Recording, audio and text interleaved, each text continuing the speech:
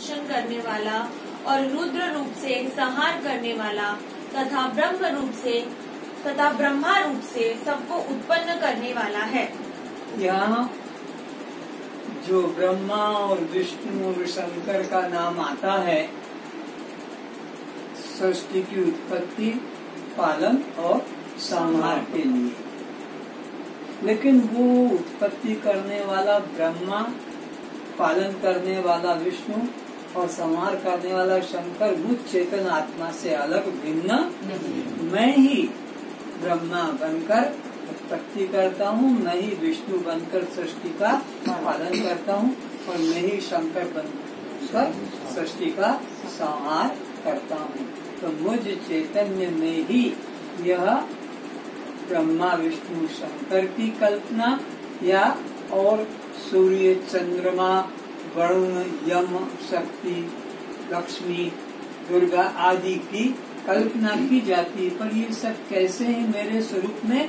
जैसे जल में लहर, जैसे जल में लहरें उठती है बैठती है कितनी, तो ऐसे मुझ चैतन्य आत्म समुद्र में ये सारे देवी देवता और ये सृष्टि ये लहर की तरह है। तो लहर से समुद्र से लहर अलग नहीं है, ऐसे मुझ चैतन्य आत्मा से ये सारा संसार या ये देवी देवता या ये ब्रह्मा विष्णु शंकर ये भिन्न भिन्न नहीं। गुरु कृपा से जनक सहज अविलंब ही परमानुभूति स्व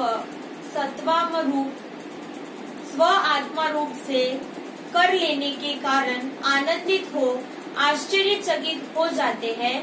किस तरह से आनंदित हो रहे हैं क्या जान के? परमात्मा अनुभूति स्व आत्मा स्वरूप से। परमात्मा की अनुभूति किस रूप से की है कि वो कहीं बद्रीनाथ केदारनाथ में कि सातवें आसमान पर बैठा है कैलाश में, ऐसा नहीं।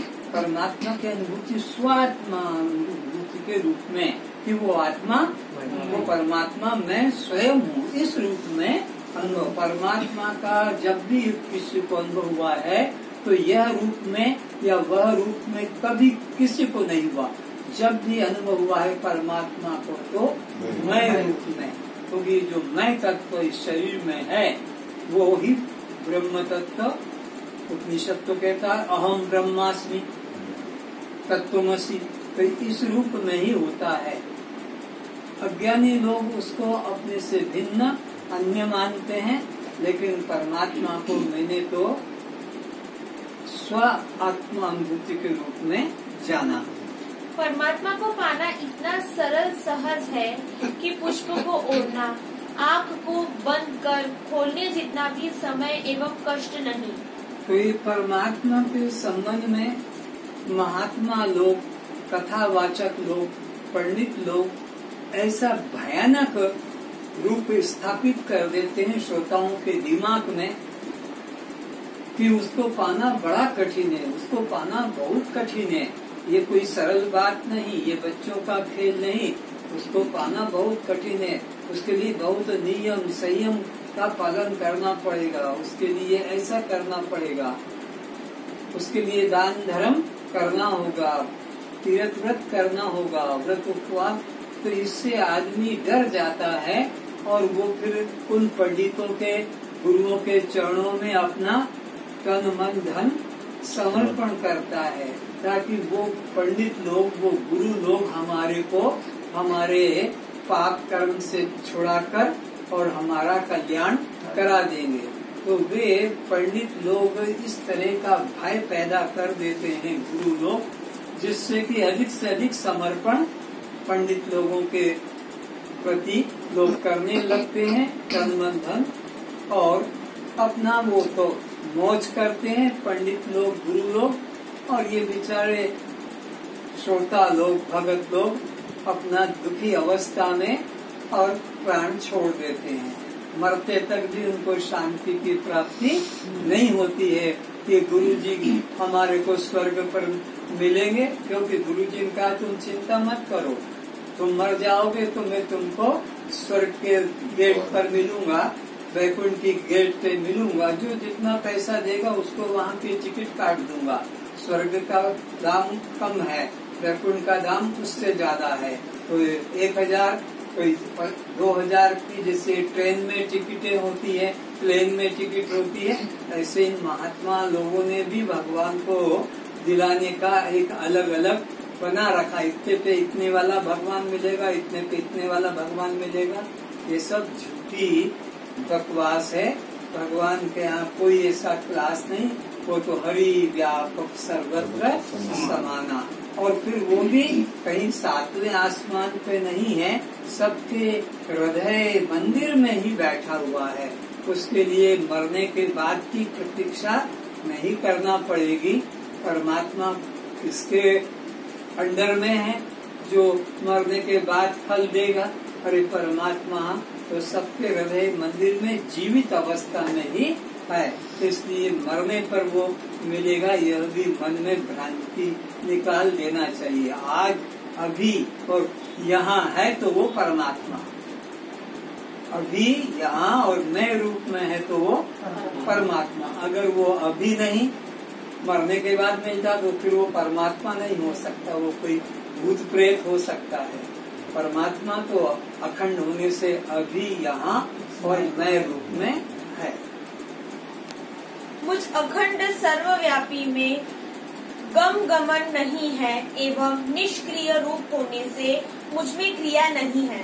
क्या क्या नहीं है मुझ में? मुझ अखंड सर्वव्यापी में गम गमन नहीं। क्या? गम गमन।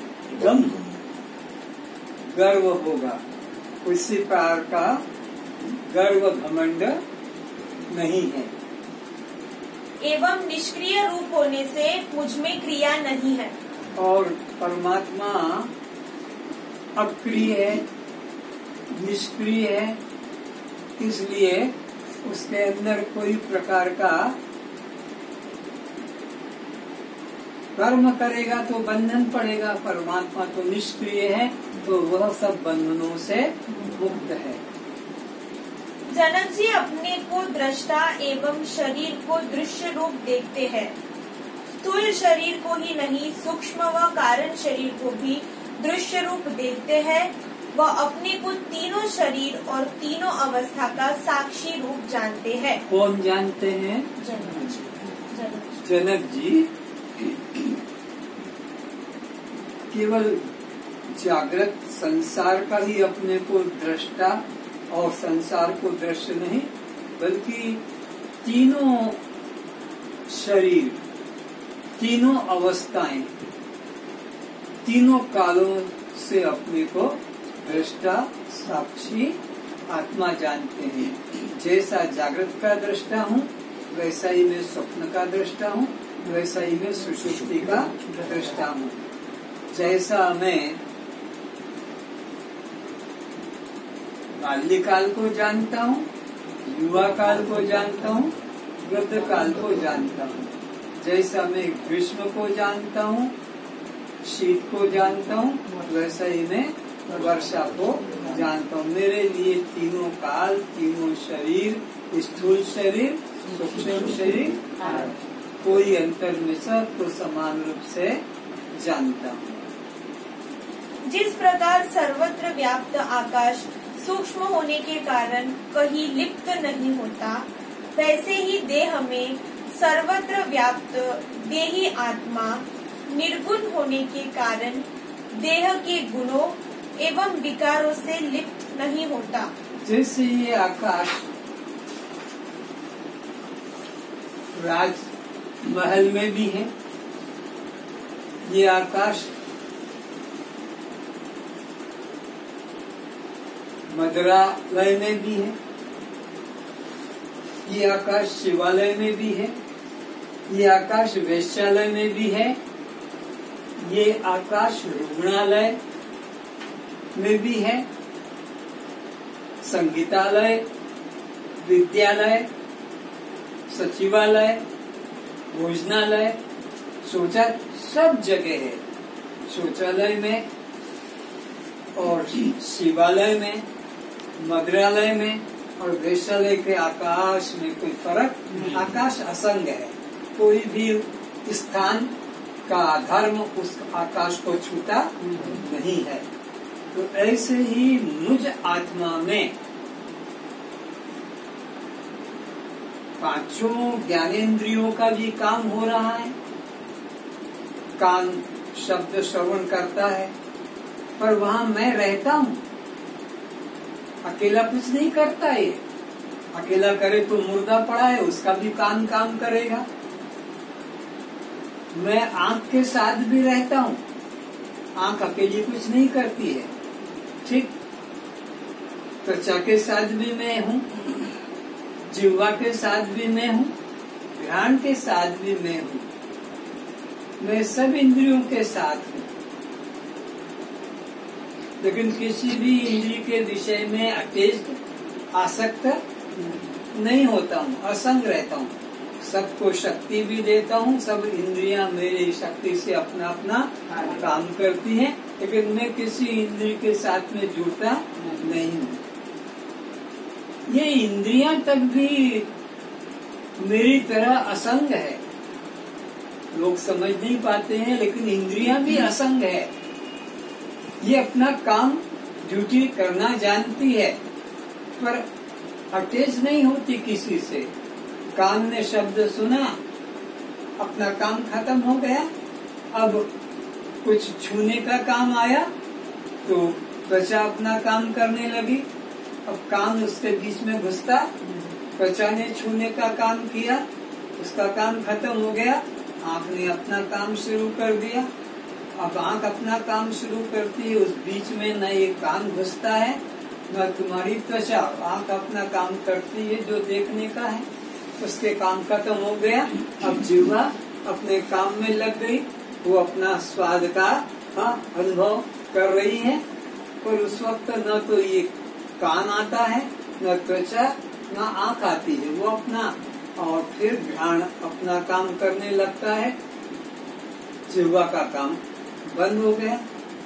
पांचों इंद्रियों ने अपना काम किया, लेकिन न कान शब्द में आसक्त होता है, न त्वचा स्पर्श में आसक्त होती है, न हमारी आंख रूप में आसक्त होती है, न हमारी जिह्वा रस में आसक्त होती है, न हमारी घ्राण गंध में आसक्त होती।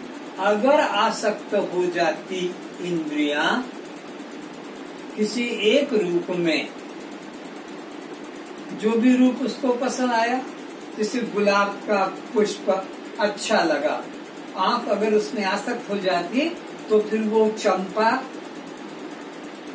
चमेली या मोगरा, रातरानी इनको नहीं देख पाती, नहीं जान पाती, क्योंकि अगर उसमें आसक्त हो जाती नाक जिस गंध में, तो फिर दूसरे का वो गंध बता नहीं पाती।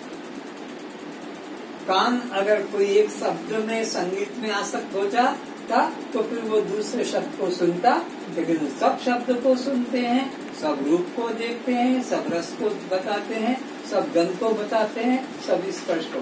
तो इसका मतलब ये सब अपना अपना काम करते हैं, पर आसक्त नहीं होते हैं। अब इसी तरह मन की बात पर आ जाओ। मन भी पूरा इसी प्रकार का असंग है। हम कहते हैं ये मन हमारा आसक्त हो गया है, मन हमारा यह बिगड़ गया है कि चंचल हो गया। बिल्कुल शुद्ध है मन, मन भी शुद्ध है। अगर मन किसी इंद्रिय के साथ जुड़ जाता, किसी एक इंद्रिय के साथ, तो फिर दूसरी इंद्रिय की वो विषय का अनुभव नहीं कर पाता।